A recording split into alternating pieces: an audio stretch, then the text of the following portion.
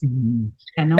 And I guess the reason why you can more or less guarantee a good return kasi pag marami kang nakuhang mga investors, malaki yung capital mo for investment. So, pag malaki yung Mm. capital mo for investment, everybody who participated in that uh, benefits.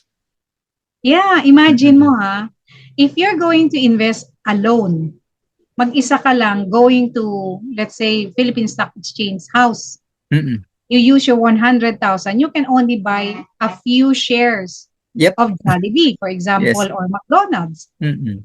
Ilang shares lang yun. While if you go to mutual funds, UITF, or Mm-mm. even VUL, you can invest in a basket of funds. You? So yung 100,000 mo, mabibiling shares or units in that Mm-mm. basket. Then Mm-mm. it can earn depending on the market. It can go down, it can go up. You Mm-mm. just have to stay pag bumaba siya. Mm-mm. So parang ganun siya, hindi siya yung short term.